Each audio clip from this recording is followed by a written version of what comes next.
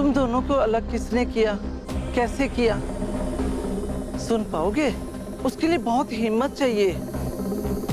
वो वजह है तुम्हारी माँ ठकुराइन दुर्गावती।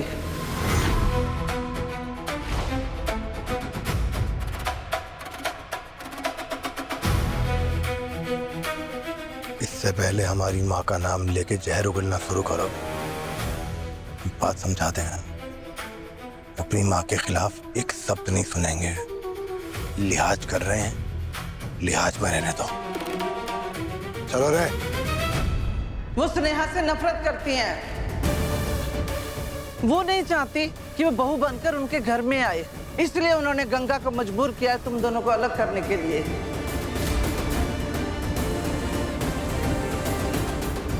क्योंकि तुम्हारी माँ तो तुम्हें कभी नहीं बताएंगी ये बात,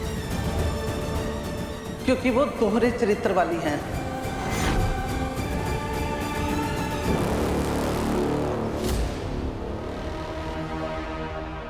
अगर हमारी माँ के खिलाफ एक शब्द और बोला ना आंटे, डेड बात नहीं जोर से दबाएंगे ना, सारा सांस आएगा ना, एकदम निकाल पाओगी। समझ में आ रही है बात?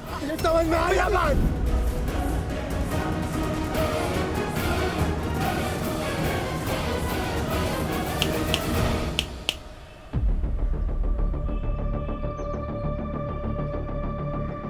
कुछ बताने वाली थी आप, जानती हैं कुछ तो बढ़िया सी बात बताइए फिर। अपनी माँ के खिलाफ कुछ भी नहीं सुनेगा, पागल सांड है ये, अनपढ़ जाहिल। बात को घुमाना पड़ेगा कुछ भी करके। बेटा वो क्या है ना, बात कड़वी जरूर है पर कहनी तो पड़ेगी ना। तुम ठहरे वसूली वाले, वो पढ़ी लिखी है, आईएएस बनने वाली है। भावनाओं में बहकर उसने एक बार तो तुम्हें हाँ कर दी, लेकिन जब जिंदगी भर साथ निभाने वाली बात आई तो उसको बुखार चढ़ गया। ये आजकल के पढ़े लिखे लोग भी ना ऐसे ही होते हैं, प्यार भी कर लेते हैं और शादी उनको गुलामी और बंधन लगता है। पिछले साल हमारी मौसेरी बहन की बेटी मंडप से भाग गई थी। ये तो अच्छा हुआ कि तुम ज्यादा पढ़े लिखे नहीं हो। अपनी बकवास बंद करेंगी आप? ना तो स्नेहा जी इतनी डरपोक हैं कि अपने प्यार के लिए ना लड़ पाए, ना ही उनके सपनों को हमसे कोई खतरा है। हाँ, अगर अब आपने यहाँ से अपना रास्ता नहीं नापा, खतरा आपको हमसे बहुत हो सकता है। रिश्तेदारी है, उसी का लिहाज कर रहे हैं और नहीं करेंगे। दफा हो जाइए।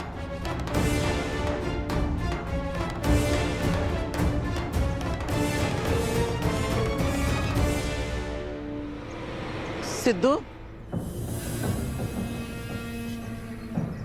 बेटा, अगर तुम्हें लगता है कि तुम्हारी बहन और शेखर की जिंदगी हमने बर्बाद की है, तो प्रायश्चित के रूप में तुमको और स्नेहा को फिर से एक करने का मौका दे दो। अगर तुम्हें लगता है कि बिमला आंटी तुम्हारे किसी काम आ सकती है, तो बेटा एक फोन जरूर करना। ये पागल सांड को हमने उम्मीद का लाल कपड़ा तो दिखा दिया है, देखते हैं पीछे पीछे आता है कि नहीं। नमस्ते। अरे शांतनु बेटे, सुखी रहो, हमेशा खुश रहो। कैसी हैं शांता मौसी? बढ़िया। आप लोग सबके लिए खुशखबरी लेकर आया हूँ मैं। अच्छा? हमें जमीन मिल गई है और काम शुरू करने ही वाले हैं। आप लोग सबके लिए मिठाइयाँ लेकर आया हूँ, प्लीज मुंह मीठा कीजिए। ये लीजिए।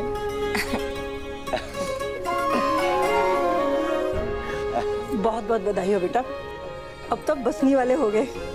बसनी वाला तो मैं उसी दिन हो गया था जिस दिन मैंने गंगा माई के हाथ का खाना खाया था। और हाँ, आप लोग सबके लिए एक और खुशखबरी है। अच्छा? वो हाईवे पर जो हवेली है वो भी हमने खरीद ली है। अरे वाह, रेस्टोरेंट बनाने का काम शुरू हो रहा है। ये तो बहुत अच्छी खबर है बेटा। वहाँ से कितने सारे यात्री अयोध्या, काशी विश्वनाथ, प्रयागराज जाते हैं, उन सबकी भोजन की व्यवस्था हो जाएगी। कितने सारे लोगों का आशीर्वाद मिल जाएगा आपको। तुम बैठो, हम तुम्हारे लिए कुछ गरम गरम परोसते हैं। बैठिए।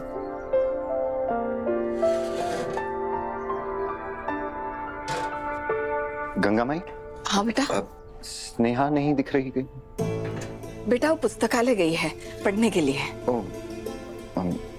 एक्चुअली अगर आप बुरा ना माने तो क्या मैं आपसे अकेले में बात कर सकता हूँ? शायद शेखर ने स्नेहा के बारे में चर्चा की होगी। हाँ बेटा, काय नहीं, घर के अंदर चल के बात करते हैं। ओके। आओ।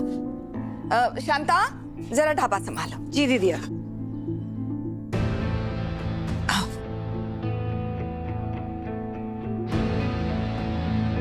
बैठो।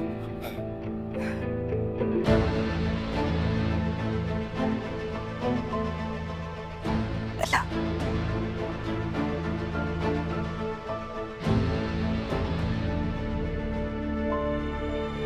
एक्चुअली गंगा माई, अब मुझे कुछ नहीं चाहिए, मुझे सिर्फ आपसे बात करनी है। 2 मिनट प्लीज, प्लीज आइए। आप बैठिए। एक्चुअली जो बात मैं आपसे करने वाला हूं वो आज तक मैंने कभी किसी से की नहीं है, और मैं आपसे बहुत खास बात बोलने वाला हूं। एक ऐसी खास बात, एक ऐसे खास इंसान के लिए जो अचानक से मेरे लिए खास हो गई। आपकी बेटी स्नेहा।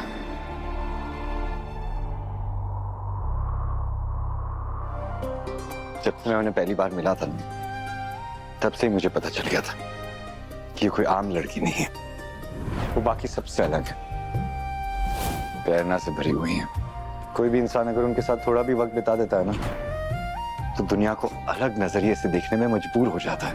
उनका निडर स्वभाव, दूसरों की भलाई के लिए लड़ने का जज्बा। पर्सनली तो उन्होंने मेरी पूरी जिंदगी सिर्फ एक दिन में बदल दी। जब हार गया था, टूट गया था, और मेरे सपने बिखर गए थे, तब स्नेहा ने मुझे उम्मीद दी थी। मैं तो सिर्फ अपने रेस्टोरेंट बचाने के लिए आपके पास आया था। स्नेहा ने मेरे रिश्ते बचा ली। मेरी माँ के गुजरने के बाद मैं और मेरे डैड भी बहुत अलग हो गए थे, बट उसकी वजह से आज हम लोग सब फिर से जुड़ गए। मुझे मेरे डैड वापस मिल गए, सब कुछ ठीक हो गया। पर गंगा माई, अब मैं स्नेहा का साथ देना चाहता हूं। हर मोड़ पर उसके साथ रहना चाहता हूं, उसके सपने पूरे करना चाहता हूं, आपकी फैमिली का हिस्सा बनना चाहता हूं, पर सिर्फ और सिर्फ आपके आशीर्वाद के साथ। मैं स्नेहा को सिर्फ एक दोस्त की तरह पसंद नहीं करता, मैं उसे मेरा जीवन साथी भी बनाना चाहता हूं।